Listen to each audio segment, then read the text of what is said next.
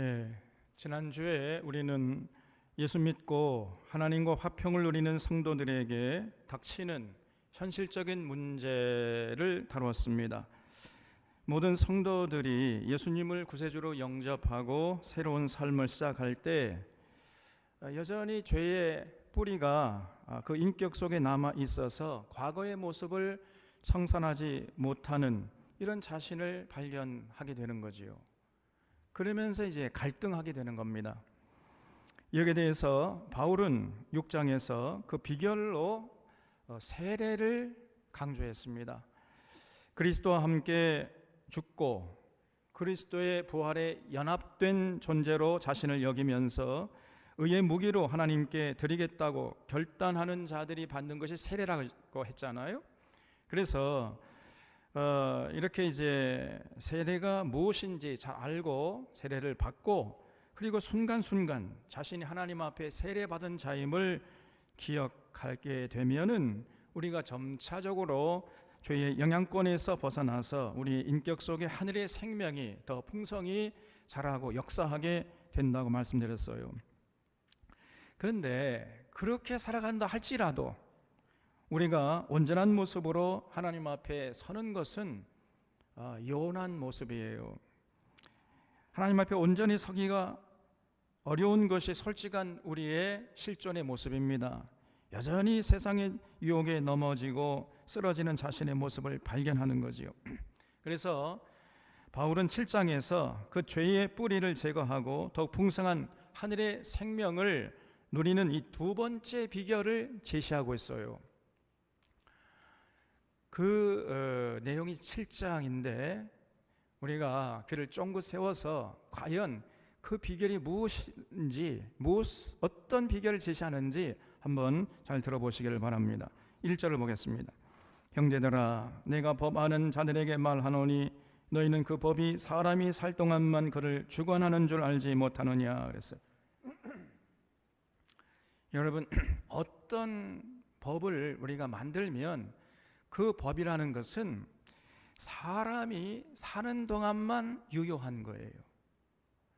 일단 사람이 죽게 되잖아요. 그럼 그 어떤 법도 그 사람을 억압할 수 없습니다. 어떤 사람에게도 일단 사람이 죽게 되면은 그 법이라는 것은 영향력을 상실해 버려요. 그렇잖아요. 죽었는데 뭐 이제 이미. 그래서 2절에 남편 있는 여인은 그 남편 생전에는 법으로 그에게 매인바 되나 만일 그 남편이 죽으면 남편의 법에서 벗어나느니라. 그러므로 만일 그 남편 생전에 다른 남자에게 가면 음녀라. 그러나 만일 남편이 죽으면 그 법에서 자유롭게 되나니 다른 남자에게 갈지라도 음녀가 되지 아니하느니라 그랬지요. 남녀가 결혼한다는 것은 이제 하나의 약속하는 거지요. 무슨 약속을 한 겁니까? 검은 머리가 팥불이 되도록 끝까지 서로 사랑하고 신뢰하면서 서로 존중하면서 살겠다 하는 걸 약속하는 거 아니에요. 평생 동반자로 살기로 약속하는 거죠. 그래서 남편이 시퍼렇게 살아있는데 다른 남자에게 시집간다면은 그거는 약속을 깨트리는 거지요. 그러나 남편이 죽게 되면은 그 약속에서 이제 자유롭게 된다는 거예요. 그래서 그 여자는 이제 다른 남자에게 시집을 가도 그 음녀가 되지 않는다는 겁니다. 당연한 거 아닙니까? 4절에 그러므로 내 형제들아 너희도 그리스도의 몸으로 말미암아 율법에 대하여는 죽임을 당하였으니 이런 다른 이 곧 죽은 자 가운데서 살아나신 이에게 가서 우리가 하나님을 위하여 열매를 맺게 하려 함이라 그랬어요. 그래서 어떤 법이든지 살아 숨쉬는 동안에 적용되는 것이지 죽게 되면은 죽은 후에는 그 법이 적용되지 않는다는 거예요. 그래서 마찬가지로 우리가 그리스도와 함께 죽었잖아요. 예수 믿는다는 것 그리스도와 함께 죽는 것을 의미하는 거잖아요. 그래서 우리가 예수 그리스도와 함께 죽었다는 것은 이제 율법에 대해서 죽었다는 것이지요. 그러므로 이제 율법의 영향권에서 벗어났다는 겁니다. 5절에 우리가 육신에 있을 때에는 율법으로 말미암는 죄의 정욕이 우리 지체 중에 역사하여 우리로 사망을 위하여 열매를 맺게 하였더니 그랬죠. 거기 율법으로 말미암는 죄의 정욕 거기에 줄을 쳐주시기 바랍니다. 여러분 이 말이 중요해요. 이 말을 우리가 잘 이해를 해야 돼요. 우리가 여러분 누구나 그렇잖아요. 뭐 저도 그렇고 여러분도 그렇고 누가 와가지고 이거 해라 저거 해라 이렇게 명령을 하면은 기분 좋습니까 나쁩니까? 좋지 않죠. 누가 와서 명령하지 않으면은 하고 싶은 마음이 있었는데 누가 와서 명령하면 하고 싶은 마음이 싹 사라져 버려요. 그냥. 저도요. 누가 이거 해라 그러면은 그것이 옳은 말인다 할지라도 하기 싫어요. 하기 싫어져. 그 명령을 받기 전에 하고 싶은 마음이 있었어요 또. 그런데 명령하니까 그냥 기분 나빠서 안 해.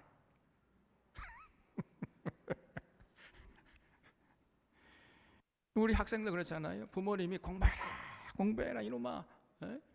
공부해야 성공한다 막 이렇게 잔소리를 하면은 그러면 그 말이 맞잖아요. 사실은 공부해야 되는 거잖아요. 학생이라면은.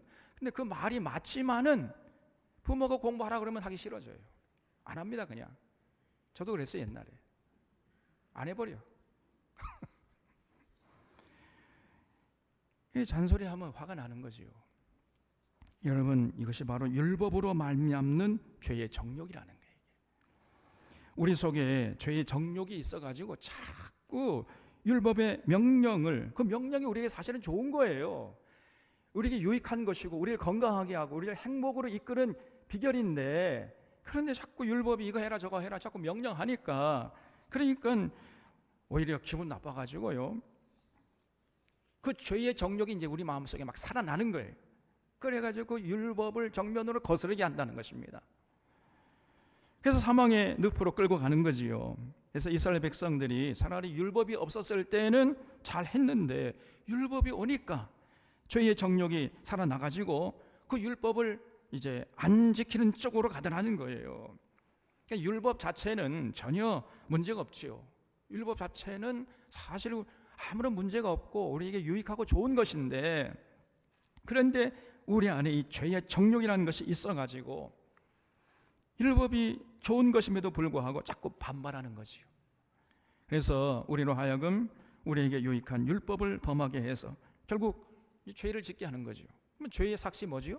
사망이죠. 그래서 사망의 늪으로 자꾸 끌고 간다는 거예요. 6절에 그럼 이제는 우리가 얽매였던 것에 대하여 죽었으므로 율법에서 벗어났으니 이러므로 우리가 영의 새로운 것으로 섬길 것이요 율법 조문의 묵은 것으로 아니할지니라. 그래서요. 그러니까 여러분 예수 믿는다는 것은 예수 그리스도와 함께 우리 육체가 십자가에 못 박히는 거잖아요. 이렇게 우리의 육체가 십자가에 못 박혀 죽으면 우리 안에 있던 죄의 정욕도 함께 죽는 거지요. 그래서 이제는 율법 조문에 입각해서 살아가는 것이 아니라 영의 새로운 것에 입각해서 살아간다는 거예요. 거기 영의 새로운 것으로 섬길 것이요 율법 조문에 묵은 것으로 아니할지니라에 줄을 쳐주시기 바랍니다. 여러분 이 영의 새로운 것이 뭘 말하겠어요? 이거는 하나님의 명령, 그 율법이지요. 그 율법을 스스로 생각해가지고 스스로 판단하고 스스로 결정해서 자발적으로 기쁨으로 감사함으로 하려 한다는 거예요. 이것이 영의 새로운 것으로 섬기는 것입니다. 그리고 율법 조문에 묵은 것이 무슨 뜻이냐면은 율법에서 이렇게 하라 저렇게 하라 이렇게 하니까, 이게 명령을 자꾸 하니까 자기는 하기 싫은데 마지못해서 억지로 그냥 의무감에서 하는 것을 말해요. 이것이 율법 조문에 묵은 것으로 하는 것입니다. 그래서 여러분 예수 믿는 자들은 절대로 모든 이 땅에 살아가는 동안에 모든 신앙의 행위뿐 아니라 모든 삶의 현장에서 우리가 해야 할 모든 일들을 억지로 마지못해서 죽지 못해서 의무감에서 이렇게 해서는 안 된다는 거예요. 그래서 제가 늘 말씀드리잖아요. 자발적으로 기쁨으로 감사함으로 하는 것이, 이것이 중요한 것이다. 여러분 정말 이것을 잊지 마셔야 돼요. 하나님께서 우리에게 예수님을 통해서 참 자유함을 주셨잖아요.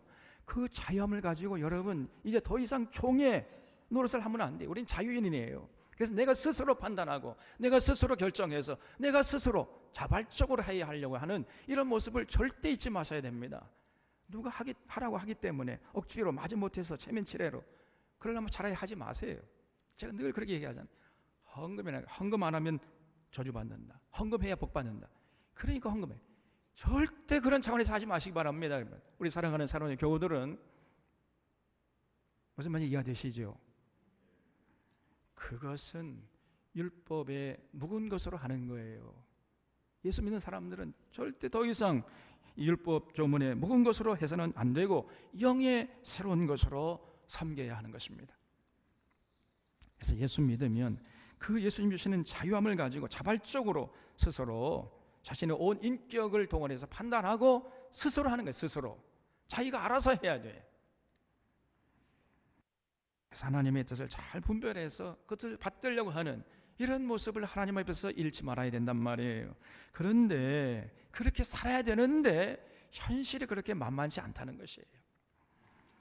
하나님과 화평을 누리는 자들은 그렇게 이제 살아가야 되는데 현실에 우리의 실존의 모습이 어떻습니까? 7절에 그런즉 우리가 무슨 말을 하리요? 율법이 죄냐? 그럴 수 없느니라. 율법으로 말미암지 않고는 내가 죄를 알지 못하였으니 곧 율법이 탐내지 말라 하지 아니하였더라면 내가 탐심을 알지 못하였으리라. 그러나 죄가 기회를 타서 죄 계명으로 말미암아 내 속에서 온갖 탐심을 이루었나니 이는 율법이 없으면 죄가 죽은 것임이라 그랬어요. 율법이 하는 일이 뭐지요? 율법이 하는 일이라는 것은 죄를 규정하는 것입니다. 이것은 죄다. 그러니까 이것을 하지 말아라. 이게 율법 아니에요? 그래서 율법이 없었을 때는 죄가 뭔지를 우리가 몰랐어요. 율법이 없으니까 죄를 규정하는 게 없으니까 죄가 뭔지 몰랐잖아요. 탐내는 것은 죄다. 탐심이 죄다. 이렇게 율법이 규정을 해 놓으니까 탐심이 죄인 줄 우리가 비로소 알게 됐잖아요. 그런데 그 탐심이 죄라는 것을 알게 되니까 그러면 탐내는 것을 하지 않는 것이 아니라 오히려 더 탐내더라는 거예요. 내 안에 이 죄의 정욕이 이제 발동하기 시작하는 겁니다. 그래서 자꾸만 이 죄의 정욕이 탐내도록 우리를 자꾸 이끌어 가더라는 거예요.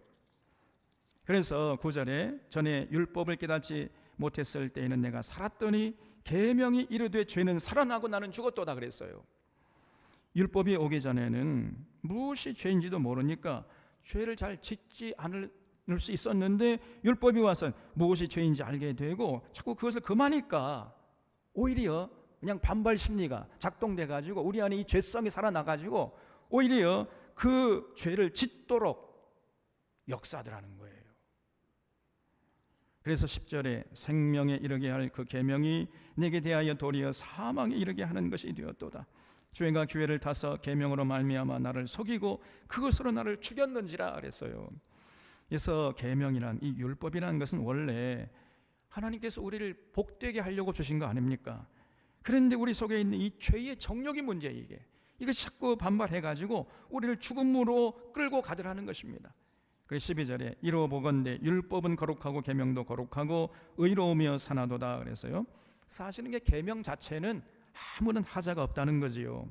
계명 자체는요 거룩하고 의롭고 선한데 문제가 뭐냐? 우리 속에 있는 이 죄의 뿌리가 이 문제라는 거예요. 이 죄의 뿌리, 이 죄성이라는 거예요. 이 죄의 정욕, 이것이 문제입니다. 13절에 그런즉 선한 것이 내게 사망이 되었느냐? 그럴 수 없느니라. 오직 죄가 죄로 드러나기 위하여 선한 그것으로 말미암아 나를 죽게 만들었으니 이는 계명으로 말미암아 죄로 심히 죄 되게 하려 함이라 그랬죠. 거기에 죄로 심히 죄 되게 하려 함이라에 줄을 쳐주시기 바랍니다. 여러분 우리가 눈이 어두울 때는요 우리 몸이 폐병에 걸려도 잘 모르잖아요. 폐병에 걸렸는지 안 걸렸는지 잘 몰라요. 그런데 엑스레이를 딱 찍어보면은 내가 지금 이 폐병에 걸렸구나 훤히 드러나잖아요. 그런 것처럼 율법이라는 그 엑스레이를 우리 자신에게 쬐어보니까 우리가 확실히 죄를 짓고 있는 죄인임을 알게 됐다는 거예요. 그래서 14절에 우리가 율법은 신령한 줄 알거니와 나는 육신에 속하여 죄 아래에 팔렸도다 그랬어요. 죄 아래로 팔렸다는 것은 죄의 종이 됐다는 거지요. 죄의 종으로 전락했다는 겁니다. 그래서 원래 율법이라는 것은 생명과 평안의 법으로 주어진 건데, 그래서 구원받은 하나님의 백성들을 복되게 하기 위한 목적으로 주신 것인데, 그래서 자발적으로 감사함으로 기쁨으로 지켰어야 하는데 우리 안에 이 죄의 정욕이라는 것이 있어가지고 그렇게 하지 못하도록 막아버린 거지요. 그래서 억지로 마지못해 하다가 결국은 율법을 거스르게 해서 우리가 죄의 사슬에 얽매이게 된 거지요. 여러분, 율법이 우상을 섬기지 말라, 우상 앞에 절하지 말라, 이렇게 하면은 우상 만들지 말고 그 앞에 절하지 말아야 되는데, 우상을 만들지 말고 절하지 말라 그러면요 더 만들고 싶어요. 그 앞에 절하고 싶다니까. 우리 안에 이 죄성이라는 놈이 우리를 자꾸 부추기는 겁니다. 내 이웃을 사랑하고 더불어 살아라 그러면요 오히려 더 자기 중심적으로 살려고 하는 이런 우리 안에 그런 성향이 있어요. 이런 못된 죄의 뿌리가 있는 것입니다. 그래서 우리가 예수 믿고 하나님과 화평을 누리면서도 이런 죄의 뿌리, 이 죄성, 이 죄의 정욕에서 벗어나지 못할 때가 많아요. 그래서 15절부터는 바울이 이 자기 내면의 갈등을 얘기하기 시작합니다. 내가 행하는 것을 내가 알지 못하노니 곧 내가 원하는 것은 행하지 아니하고 도리어 미워하는 것을 행함이라 그랬어요. 내가 행하는 것을 가만히 보니까요, 내가 원하는 것이 아니라 내가 원치 아니하는 것을 제가 하더라는 거예요. 이상하게 자기가. 나는 이렇게 하고 싶은데 정작 내가 이렇게 하고 싶은 것은 하지 않고 내가 하고 싶지 않은 다른 것을 하더라는 것입니다. 여러분, 우리도 그런 경우 종종 있잖아요. 혼자 있을 때는 내가 다시는 그런 말을 하지 말아야지, 이번에 만나면 정말 내가 다정다감하게 말을 해야지, 이렇게 이제 다짐하고 만나면요, 그래서 화해하러 갔다가 오히려 더 큰 싸움을 하고 돌아오잖아요. 우리 안에 이 죄의 정욕이 있기 때문입니다. 이 죄의 정욕을 극복하지 못하면은 우리가 평생 선을 행하려고 하지만은 절대 선을 행하지 못한다는 거예요. 이거는요 누구나 예외가 없는 거예요. 그래서 바울이 자기 내면을 깊이 들여다보니까 분명히 마음으로는 내가 의롭게 성실하게 정직하게 충성되게 화평하게 살아야지 이렇게 다짐을 했는데 막상 현실에 나가서는 그만 화부터 내는 거예요. 이런 자신을 발견하는 것입니다. 그래서 갈등하는 거예요. 16절에 만일 내가 원하지 아니하는 것을 행하면 내가 이로써 율법이 선한 것을 시인하노니 그랬어요. 이게 무슨 말이냐면은 가만히 보니까 율법이 명령하는 것이나 자기가 원하는 것이나 동일하다는 거예요. 양심에 비춰서 율법의 명령을 살펴보니까 율법의 명령이 전부 옳다는 거예요. 그래서 율법이 선하다는 것을 시인할 수밖에 없다는 거지요.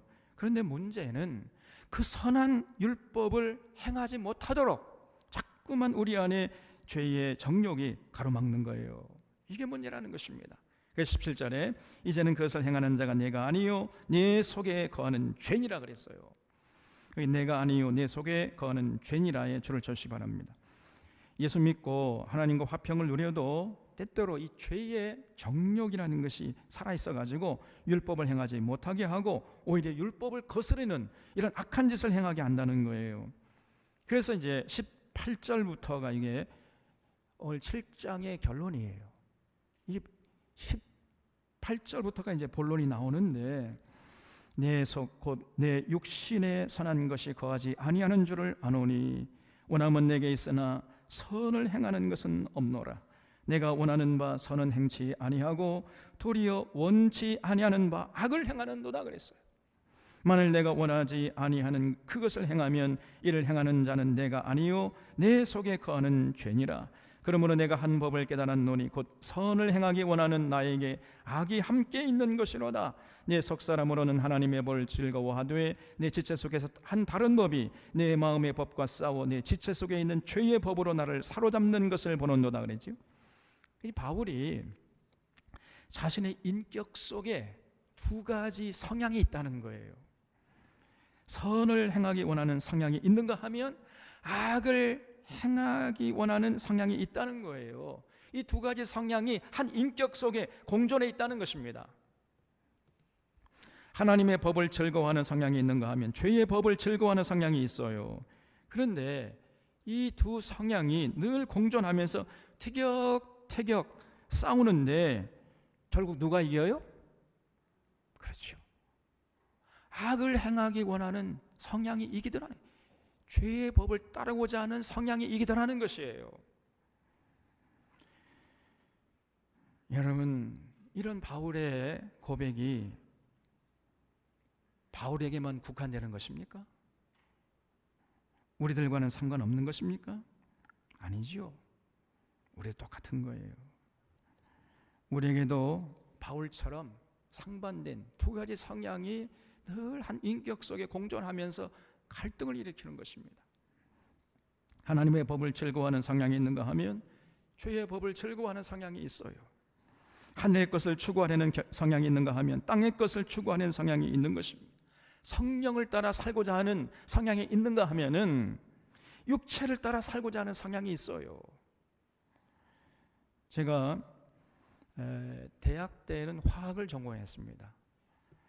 화학에 사실 뭐 그렇게 제가 큰 관심이 있었던 건 아니에요. 근데 점수가 화학과 갈 수밖에 실력이 안 돼가지고 화학과를 갔어요, 사실. 근데 제가 고등학교 때 화학을 참 잘했어요.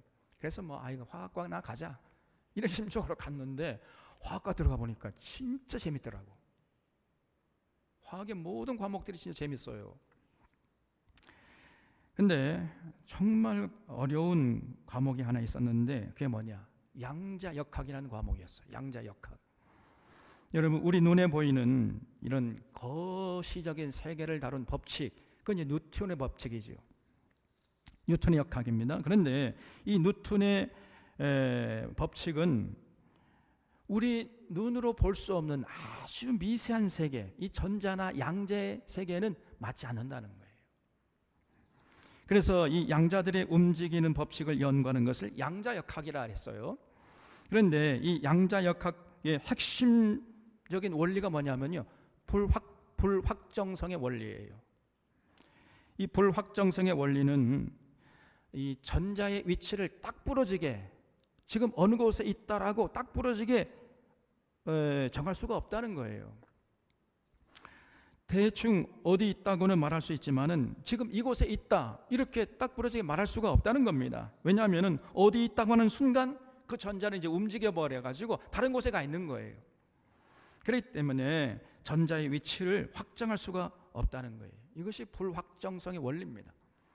대충 어디쯤 있다 이렇게는 말할 수 있지만은 여기에 있다라고 어떤 장소를 딱 고정할 수가 없다는 겁니다. 그런데 이 양자역학의 세계는 우리 인간 존재의 실존과 상당히 비슷해요. 우리 인간들도요, 딱 부러지게 어떤 존재다, 저 사람은 이런 사람이다 이렇게 딱 확정할 수 있습니까? 어려워요. 아무리 천사 같은 사람이라 할지라도 종종 눈살을 찌푸리게 하는 행동을 하기도 합니다. 또 이 고재봉 같은 이 악한 사람도 천사 같은 행동을 하기도 하는 거예요. 어제 또 천사 같은 사람이 오늘은 악마로 나타나기도 하는 것입니다. 또 어제 악마 같은 사람이 오늘 천사로 변하는 경우도 있어요. 그래서 완전히 100% 천사 같은 사람, 100% 악마 같은 사람, 이런 사람은 실존하지 않아요. 이것이 우리 인간의 모습이에요. 그래서 한마디로 우리 안에는요, 지킬 박사와 하이드 같은 이 두 가지의 성향이 동시에 공존하고 있는 거예요. 어떤 사람은 지킬 박사 같은 성향이 좀 더 강하고 어떤 사람은 하이드 같은 성향이 좀 더 강할 뿐이에요. 그래서 여러분, 이렇게 두 가지 성향이 같이 공존하면서 존재한다는 것은 정말 괴로운 일이에요. 그래서 자꾸만 갈등하게 되는 것입니다. 또 갈등을 해야 그 마땅한 거예요. 그래서 이런 갈등이 있다는 것은 역설적으로 아직 그 사람은 살아있다는 증거인 것입니다. 여러분, 죽은 시체는요, 아무런 갈등이 없어요.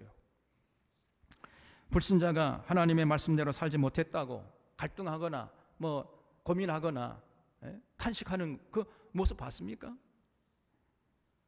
절대 없는 거지요. 왜 그래요? 그 인격 속에는 오직 한 가지 법만 살아있기 때문에 그래요. 죄의 법을 따르고자 하는 이런 법만이 살아있기 때문에 전혀 갈등할 필요가 없는 거죠. 그러나 예수 믿고 하나님과 화평을 누리는 자는 갈등을 하게 됩니다. 전에는 그렇지 않았는데 예수 믿은 후부터는요, 주일에 예배 드리지 않고 놀러 다니면 마음이 편치 않아요. 이웃과 더불어 살지 않으면 괜히 양심에 찔립니다. 나는 배부르게 먹고 있는데 옆집 사람이 아파하면은 괜히 내가 편치 못한 거예요. 전에는 안 그랬어요. 왜냐하면 예수 그리스도의 생명이 내 인격 속에 지금 뿌리 내리고 있기 때문에 그런 거죠. 한마디로 영적 전쟁이 벌어지는 겁니다. 그러므로 갈등이 있다는 것은 그 안에 예수 그리스도의 생명이 있다는 반증이에요. 그래서 우리 속에 예수 그리스도의 생명이 심겨질 때부터 갈등이 시작되는 거예요. 예수 그리스도를 영접하고 신앙생활을 시작하게 되면 이전에 없던 어떤 마음의 갈등이 생기는 겁니다. 오히려 우리가 신앙생활을 열심히 하고 예수 그리스도의 말씀에 순종하면 할수록 더 갈등하게 되는 거예요. 그래서 어떤 사람은요, 집안의 화평이 깨져버립니다. 전에는 안 그랬어요. 그런데 이제는 이제 한쪽에서는 세상적으로 살려고 하고 다른 한쪽에서는 하나님의 말씀에 따라서 살려고 하니까 그러니까 이제 가족 간의 갈등이 생기는 거지. 그건 당연한 것입니다. 그래서 어떤 분들은 그 갈등이 너무 심하니까 예수 믿는 건 나 이제 안 하겠다 하고 포기해버려요. 그러면은 어떻게 되는 겁니까? 갈등이 있다고 해서 포기해서 되겠습니까? 포기하면은 영원히 사망의 자리에서 벗어나지 못하고 죄 가운데서 먹고 마시다가 죽을 수밖에 없는 거잖아요. 그렇기 때문에 우리는 절대로 갈등이 있다고 해서 포기해서는 안 되는 것입니다. 자, 그러면 어떻게 그 갈등을 우리가 이겨낼 수 있는가? 이게 이제 문제가 되잖아요. 그래서 24절에서 오호라 나는 곤고한 사람이로다 누가 나를 이 사망의 몸에서 건져내랴 그랬어요. 지금 바울이 하나님 말씀에 순종하고 하나님의 뜻을 이루고 싶은데 현실의 자신의 모습은 그렇지 못하다는 것을 발견하면서 그런 자신의 이중적인 모습을 보면서 탄식하고 있어요. 오호라 나는 곤고한 사람이로다. 이 사망의 몸에서 누가 나를 건져내랴 이러고 있잖아요. 눈물로 이렇게 탄식하면서 하나님 앞에 나가는 것입니다. 여러분, 이런 바울의 모습을 곰곰이 생각해 보면은 이 바울의 탄식은 부끄러운 것이 아니에요.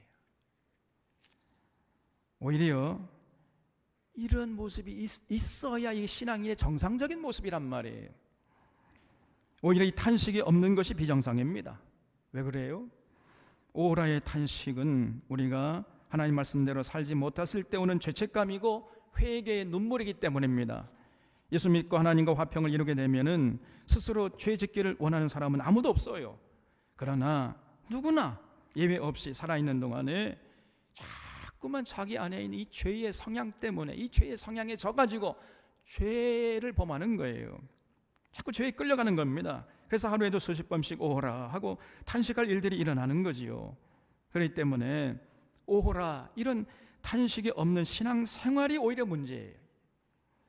만약 성도에게 이 오호라 나는 곤고한 사람이로다 이 사망의 몸에서 누가 나를 건져내랴 이런 탄식이 없다면은 그는 거짓 믿음을 가진 사람이거나 양심에 화인 맞은 사람일 가능성이 많습니다. 이런 마음속에 하나님 말씀대로 살지 못하는 안타까움이 자리 잡고 있습니까?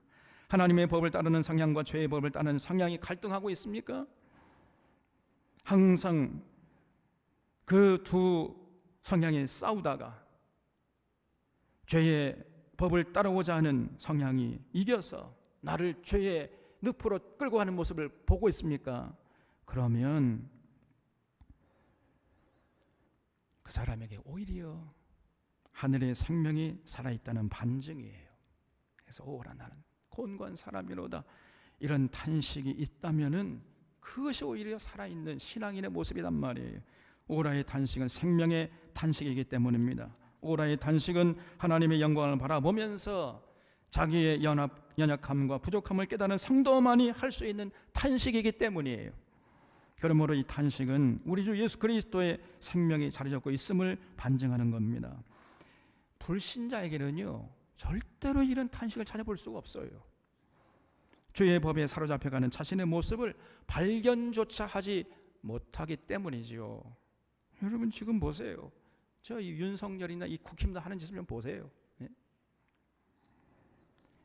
윤석열이 여러분 소위 본부장 비리가 있지 않습니까? 본부장이 뭐요?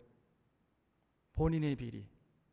본인의 비리만 해도 저 사람은 벌써 감옥에 가 있어야 될 사람입니다.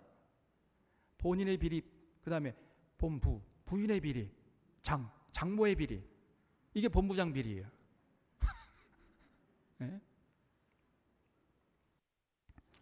그 본부장 비리 들어보면요 정말 썩는 냄새가, 그 썩는 악취가 진동하고 있어요.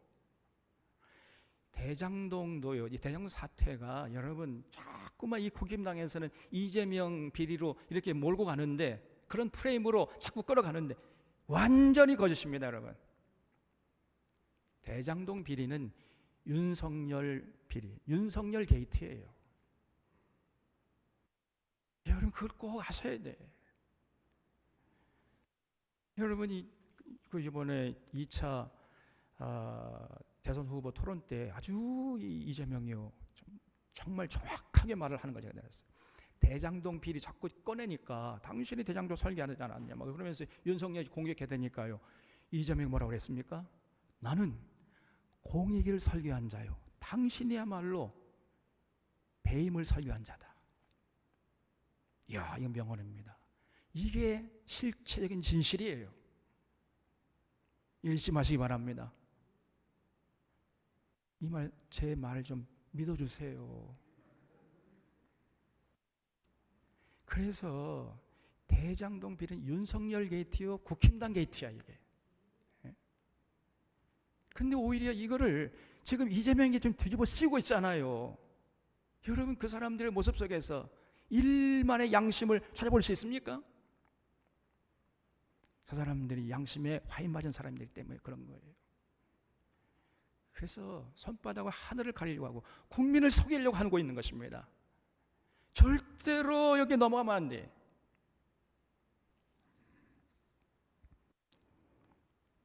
불신자들은요 자기가 죄를 지면서 죄 짓는 그 사실 자체를 모르고 있단 말이에요.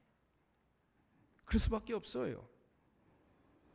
이런 이 바울의 편지 중에서 초기에 쓰인 것들이 이제 고린도전서고, 중기에 쓰인 것들이 에베소서고, 후기에 쓰인 편지가 디모데전서예요. 그런데 바울은 그 편지들을 가만히 보면은요 자신을 좀 각각 다르게 묘사를 해요. 초기 서신은 이 고린도전서 15장 9절을 보면은 나는 사도 중에 지극히 작은 자라 이렇게 평가를 합니다.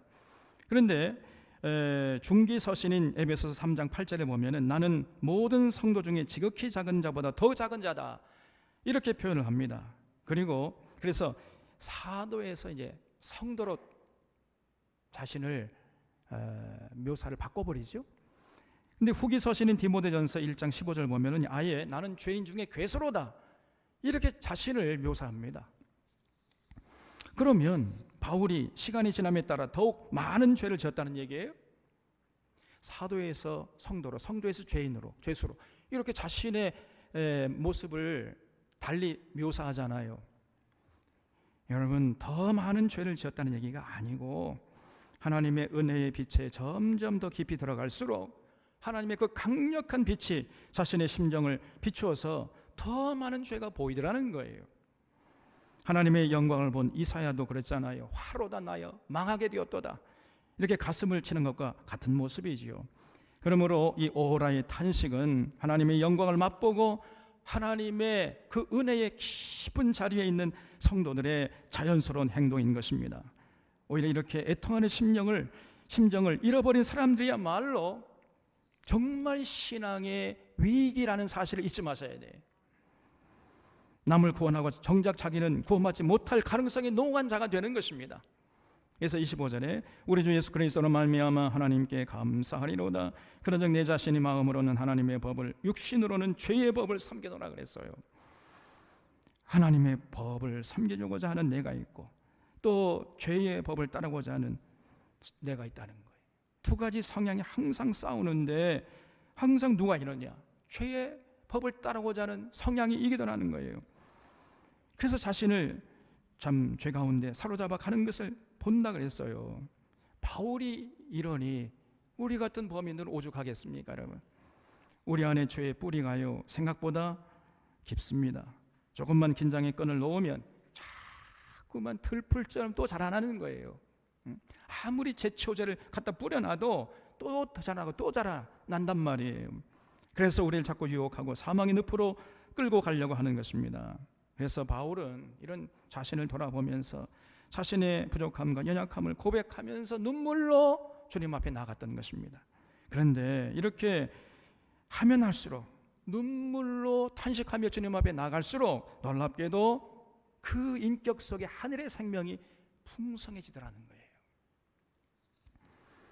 우리가 우리 자신을 살펴보면서 하나님 앞에 부족하고 연약한 존재임을 고백하고 자신을 바라보면서 탄식하면서 눈물로 하나님께 나가는 자가 오히려 성숙한 자고, 그런 자일수록 하나님의 생명이, 그 하늘의 생명이 풍성해지는 것입니다. 이게 놀라운 역설의 진리예요. 예수님 당시에 바리새인과 세리가 있었잖아요. 이 바리새인은 기도하기를, 하나님, 저는 저렇게 토색하고 불의하고 가늠하는 자같이 아는 것을 감사합니다, 이렇게 기도했어요. 그런데 세리는요, 하나님 앞에서 눈물로 기도했습니다. 하나님, 저는 죄인입니다. 이렇게 눈에 눈물이 그렁그렁 하면서 하나님 앞에 탄식하면서 나갔어요. 그런데 예수님께서 정작 이 둘 가운데 누구를 의인이라고 하셨어요? 세리를. 여러분, 자신을 의인이라고 한 바리새인을 보고 의인이라고 한 것이 아니고 가슴을 치면서 스스로 내가 죄인입니다라고 고백하는 그 세리를 의인으로 이렇게 인정하셨단 말이에요. 그래서 하나님 앞에 죄인이라고는 의인이 있고 의인이라고는 죄인이 있는 것입니다. 우리 산원의 교우들은 끊임없이 자신을 돌아보면서 하나님의 가슴을 치면서 눈물로 나아가는 그런 모습을 잃지 말기를 바랍니다. 이것이 여러분 놀랍게도요, 죄의 정욕을 이기고 영적인 갈등을 이겨내는 비결이기 때문이에요. 건강한 신앙은요, 절대 눈에 눈물이 마르지 않는 것입니다. 자신을 돌아보면서 눈물이 그렁그렁할수록 오히려 그 인격 속에 하늘의 생명이 풍성해지는 거예요. 그래서 생명 안에서 왕노릇하는 인생이 되는 것입니다. 신앙생활에서 눈물이 마른다는 것은 곧 신앙의 위기에 빠져 있다는 증거라는 것을 잊지 마셔야 돼요. 그래서 우리가 이렇게 눈물로 하나님께 나가야 되는 것이고, 그리고 거기서 그치는 것이 아니고 한 걸음 더 가야 돼요. 그래서 24절과 25절을 한번 다시 보겠습니다. 오호라, 나는 곤고한 사람이로다. 이 사망의 몸에서 누가 나를 건져내랴. 우리 주 예수 그리스도로 말미암아 하나님께 감사하리로다 그랬지요. 오호라 탄식하던 바울이 금방 하나님께 감사하리로다 이렇게 밝게 외치고 있잖아요. 지금 마치 엉엉 울던 아기가 갑자기 표정이 해맑아지면서 웃는 것처럼 느껴지잖아요. 여러분, 여기 굉장히 중요한 진리가 숨어 있습니다. 그것은 오라 하고 탄식하는 자리에 우리가 오래 머물러 있어서는 안 된다는 거예요. 하나님의 자녀는 자기의 연약함과 부족함을 보고 갈등하고 괴로워하는 거예요. 그게 마땅한 것입니다. 그러나 그 오라의 탄식에 너무 오래 머물러 있으면 안 된단 말이에요. 여러분, 과거 우리 60년대 70년대는요 전부요 의지 없어 손들고 오면 하면서 회개 눈물을 많이 흘렸어요. 그래야 이제 은혜 받은 자인 줄 알았어요. 그러나 여러분, 날마다 울다가 끝나면 그건 뭐예요? 그것은 별로 바람직하지 않습니다. 오라의 탄식은 분명히 하나님의 은혜인데, 그러나 그 오라의 탄식 거기에서만 머물러 있어서는 안 돼. 이제 빨리 거기서 나와서 더 이제 삶의 현장에서 하나님의 자를 받들어 살아가는 이런 모습을 우리 갖추려고 애를 써야 한단 말이에요. 그래서 우리는 오라 하고 탄식할 때마다 예수님을 바라봐야 돼요. 하나님의 자녀는 자신의 약함과 죄악 때문에 고통하고 탄식하다가도 일어나서 예수 그리스도를 바라보는 자인 것입니다. 예수님은 우리가 분토임을 잘 알고 계셔요. 우리 안에 두 개의 성향이 싸워서 항상 죄의 법 아래로 우리를 사로잡아 가는 것을 보면서, 그러면서 이제 자신이 스스로 갈등하고 고민하면서 눈물로 하나님께 나갈 때에 우리 주님은요 매몰차게 내 이놈 그렇게 말씀하는 게 아니라 아이고 내 새끼 그러면서 또 안아주시는 거예요. 그러므로 우리는 눈물로 나아가서 그 십자가의 그 주님의 부활의 모습을 봐야 돼요. 그래서 다시 용기를 내어서 그 죄의 법을 따르고자 하는 성향을 줄이고 하나님의 법을 따르고자 하는 성향을 따라 살려고, 그래서 그 영적인 전쟁에 더 힘차게 싸워나가는 이런 모습을 잃지 말아야 하는 것입니다. 이러한 시간들과 이러한 경험들을 통해서 우리의 신앙이 성숙해지는 것이고 우리 안에 하늘의 생명이 풍성해지는 거예요. 우리 산원의 교우들이 언제나 이 놀라운 은혜를 누릴 수 있기를 바랍니다. 우리가 일상 살 때 두 가지 성향이 늘 싸워요. 우리가 우리 육신을 벗어버릴 때까지 이 싸움은 멈추지 않을 것입니다. 항상 죄를 따르고자 하는 성향이 이기고 주님을 따르고자 하는 성향이 패배해요. 그러나 그런 모습을 보면서 아파하고 슬퍼하는 성도는 적어도 주님의 생명이 살아있다는 반증이에요. 그렇기 때문에 그럴 때 오라 나는 곤고한 사람이로다, 이 사망의 몸에서 누가 나를 건져내랴, 이렇게 가슴을 치면서 눈물로 주님 앞에 나가는 모습을 잃지 마시기를 바랍니다. 그리고 그런 탄식의 자리에 있을 때 이제 신속하게 우리 주님의 그 은혜를 바라보면서 이제 그 자리를 빨리 벗어나서 더 치열하게 더 가열차게 영적 싸움을 싸워가는 이런 모습을 잃지 마셔야 돼요. 여러분, 성도의 삶은 하나님의 용서하시는 사랑을 의지해서 다시 오뚜기처럼 일어나는 삶이라는 사실을 잊지 마시기를 바랍니다. 여러분, 만약에 우리가 그런 모습을 잃지 않으면요, 하나님께서 우리를 너무나 사랑스러운 모습으로 지켜보시는 거예요. 그리고 우리를 품어주십니다. 바울이 깨달은 진리가 바로 이것이었어요. 그래서 이 바울이 로마서 7장에서 이 놀라운 역설의 진리를 적어놓은 것입니다. 내가 곤고한 사람임을 고백할 때 언제나 우리를 용서하시고 품어주시고 끝까지 사랑해 주시는 그 하나님, 우리를 벌하시는 것이 아니라 매몰차게 내팽개치는 것이 아니고 오히려 더 자비스러운 얼굴로 품어주시는 그 하나님의 그 사랑을 여러분 오늘 이 바울의 모습을 통해서 발견하면서 이 진리를 마음에 새겨서 또 하나님과 화평을 누리고 영생을 맛보고 누리면서 영생의 줄에 잇대어 살아가는 우리 귀한 사론의 교우들 다 되시기를 바랍니다. 기도하겠습니다. 참 고마우신 하나님 아버지, 우리가 예수 믿고 예수님과 화평을 누리며 살아가지만 그러나 여전히 죄의 뿌리가 남아있어서 우리 안에 두 가지 성향이 싸우다가 결국은 죄의 법을 따르고자 하는 성향이 이겨서 나를 죄의 그 늪으로, 사망의 늪으로 끌고 가는 것을 보게 됩니다. 이러한 자신을 보면서 오라 나는 곤고한 사람이로다, 누가 사망의 몸에서 나를 건져내랴 탄식하면서 주님 앞에 나아가는 이런 모습을 우리 살아가는 동안까지 잃지 않도록 도와주시옵소서. 그리고 또한 그때에 그 순간에 예수님의 그 십자가의 은혜와 그 사랑을 바라보고 더욱더 치열하게 영적 싸움을 싸워나가는 아름다운 사론의 교우들 다 되게 하여 주시옵소서. 그래서 날이 갈수록 우리 인격 속에 뿌리는 하늘의 생명이 자라고 풍성해져서 생명 안에서 왕노릇하는 귀한 인생들 다 되게 하여 주시옵소서. 모든 것 감사하고 예수님의 이름으로 기도하옵나이다. 아멘.